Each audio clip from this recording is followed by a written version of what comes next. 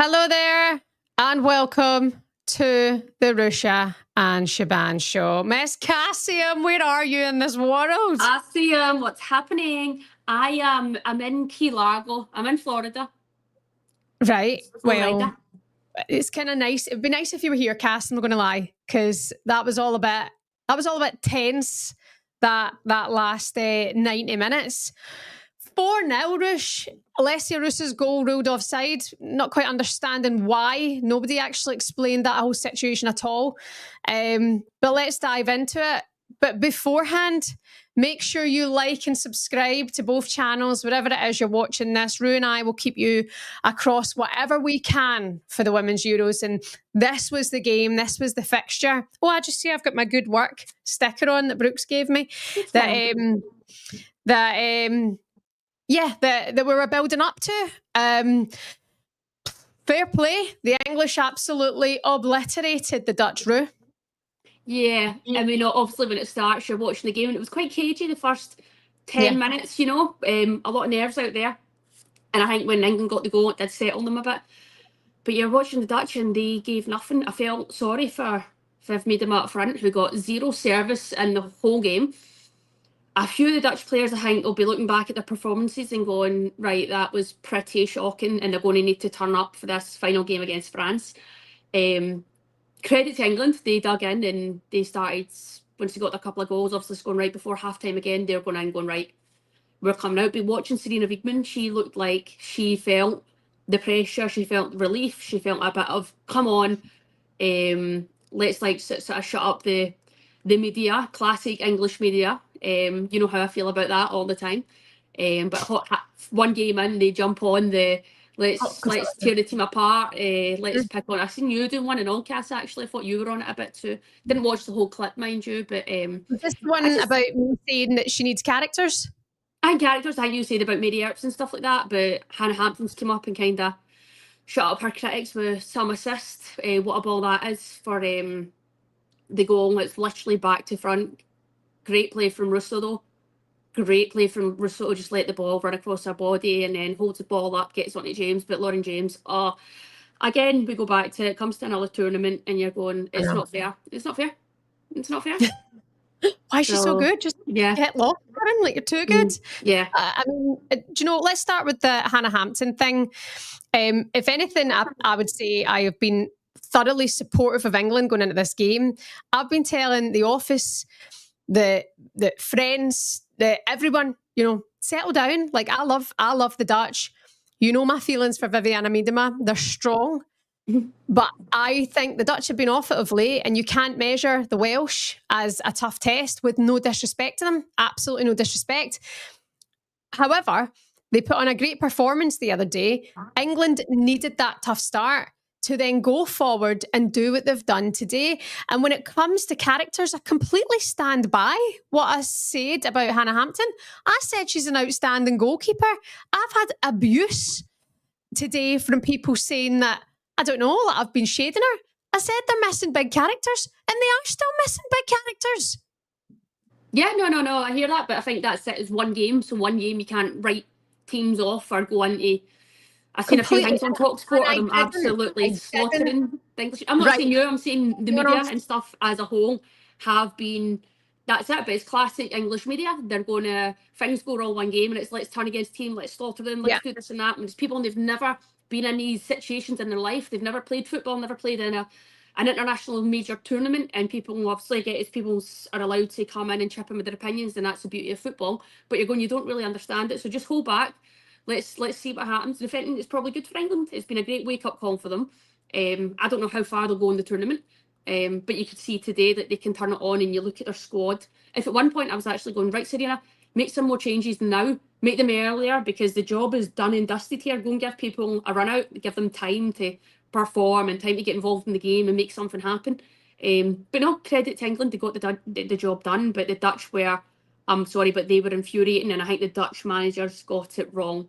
I think you look at the team and you go, okay, and I get there's this whole thing with senior players and people start leaving them out and they go, oh, they can't handle it, but I think the likes of not having Danielle van der Donk in your starting team, maybe not having Spitzer in your starting team, and you could argue to a certain extent Bernstein, Again, another big player at major tournaments can step up, lightning quick, experienced players not playing for the Netherlands. I think that punished them. And that's no disrespect to the younger players, because you've got players like Captain, and she's quality. She kept going, she didn't give up. She had a few good moments on the ball, turning great turns, trying to make things happen. But I just think, I don't really think it was a game won in the midfield, to be honest. I know that's a typical saying. I know Georgia Stanley gets her goal, you get Ella Toone gets her goal. But in terms of midfield, it was relatively quiet enough. Probably if you go and watch the game back and you really go into it, you'll look and see that the midfield were working really hard and covering, doing the dirty work that maybe went a bit unnoticed. But in terms of dictating games, it wasn't really dictated from the midfield. But all the same, England got the job done, and some players stood up. You see a wee bit of reshuffling there. You've got Jess Carter coming in at centre back, Alex Greenwood going to left back. Stuff like that. You're going, interesting, but same with Lauren James. Greenwood looked good there at left back, to be fair. I thought that was one of the more positive changes tonight. I actually thought Stanway might have found herself on a bench tonight, and then again proved the doubters wrong, proved anyone who kind of judged her in that one performance, including myself. I did say I thought she was miles off it the other night, and she did the media, she did the press conference and was like, somebody texted me saying it's like a bad night out, you've just got to forget about it and go again. And Rush, you can't criticise the mentality that then they've got for this game. They've suited up, they've put it behind them, they've known they had to go up so many levels, and tonight they've done that. And for me, Rush, I'm looking and going, okay, another final is on their hands. The thing is, you're human beings at the end of the day. Everyone's allowed to have an off day. It happens, and at the same time, it was 2-1 in the France game. Do you know what I mean? They've not been battered. And it was never offside. That goal was never offside. Yeah, I mean, you could say that, but it was still 2-0 then going into the end of the game, whatever.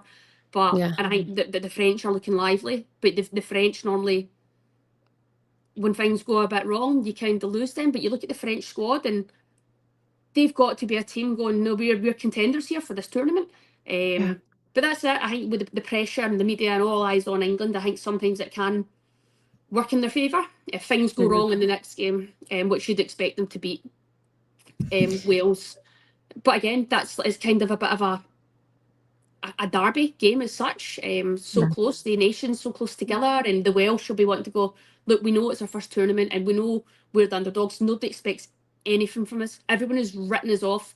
Nobody expects us getting out the group. But I think within the Welsh team, they'll be going, they probably know they won't be getting out the group, but they'll be going, we want to, our rivals England, we want to make it as tough as we can, or else there's no point being here at this tournament. So they've got to just tweak up again. I think they'll bank up. I think it'll be a 4-5-1. And they'll try and just shut England out, and it'll be a long night. It'll be a long night for them, and they'll have to have things go in their favour. They'll have to have a bit of luck. They'll have to ride the wave, ride the storm, and try and just get something out of that game. But England look like they're up for it again, and they'll be wanting to shut up their critics and just quietly move along in the tournament within their camp.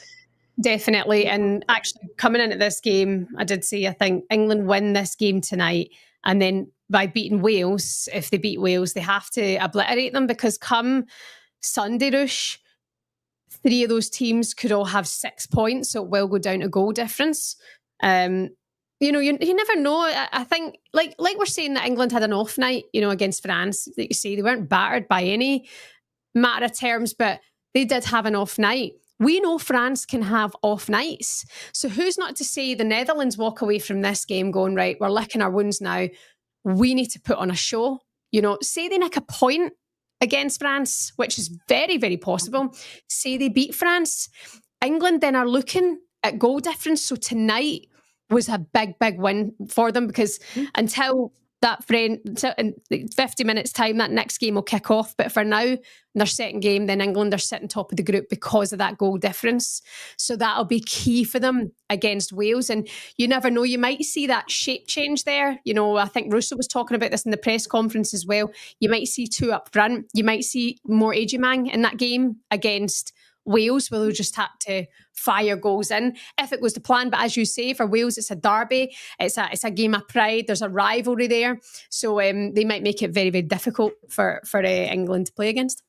They'll do their best. But again, you've got to look and go, they have to have a bit of luck on their side. They do. There's no, do you know what I mean? And England are now a powerhouse in women's football, and they're experienced in these tournaments. They always qualify for major tournaments, and it's the Welsh's first one. And you've kind of got to earn your right to be there, and they'll be wanting to qualify for another major tournament if they can, but getting there is massive, but you can't really expect much from them. But obviously within their camp, they'll be going, we have to stay in this game and make it as difficult as possible. We don't want to get battered. We don't want to be ridiculed. And again, it was like the fine moments in that last game, conceding right before half time, stuff like that, which can't happen. It can't happen because it just knocks the stuffing out of you. And the other team going to the change room at half time going, okay, we're kind of in charge here. But look, it's an exciting game. It's an exciting game still. I'm going, looking now at some of the games that I've caught, you're going, what a tournament. There's been some fantastic moments, some fantastic goals scored. I think today definitely disappointed with the Dutch. I thought they were really poor. And they looked a wee bit almost tired. Players just playing as individuals at times. And that's obviously what, you know, in men's football, sometimes the Dutch have been known as in tournaments, maybe turning on each other. They can't do that. They've got to stick together, and can't be a battle of the egos. They've got to stick together and go, right, we need to put on a performance now in a massive game. They go away, lick their wounds and regroup and see what happens. But I think the manager too maybe got it wrong. So I think there's maybe a few changes coming for that last game. Yeah, he's going to have to change it up, and listen, it's going to be a massive game for them. So I think we'll maybe see a different side of the Netherlands. Also, he took Viv off when he knew it was done and dusted, because he's going, right, I'm needing you firing and all cylinders come. The voice of women's football has just walked into the room. Who's that? Come here, come here, come here. Hey, chick. Have you been running? What did you think about the game? Good. Who won? England. What team do you support, Riva? Arsenal. All right, okay. And what country do you support? Do you support Ireland or England?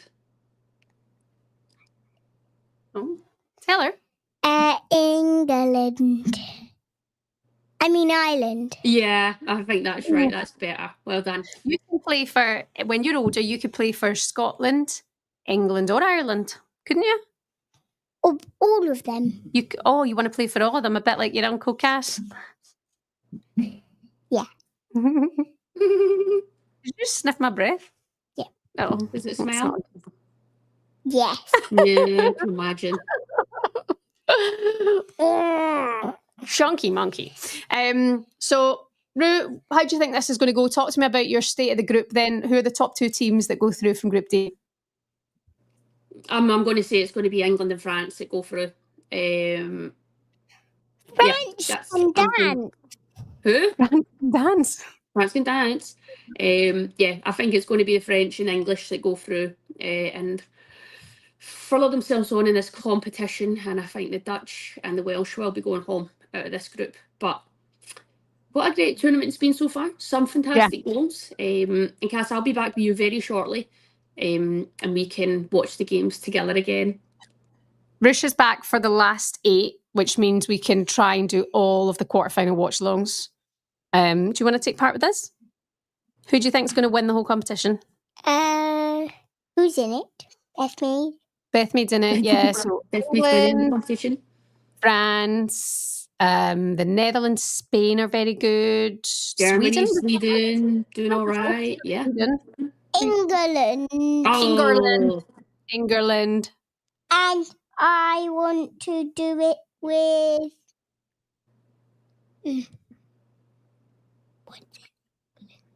What's in England? Bethmead. Russo. I want Beth and Ruesha. And Lauren James, she was good tonight, remember? You watched her goal and you went, whoa. She went, whoa. Did she? Yeah, she loved it. You've got to start practicing with the football a bit more. Yeah, working with the football and maybe playing with the boys now, and you can be the next best thing. Have a think about that. She's going to go get her shower now. Yeah. You want to say goodbye to Rue? I still want to stay with you. Okay, well, we're going to you're a baby now.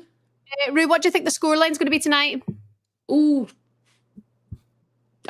Cass, I think it's going to be a a long night for the Welsh.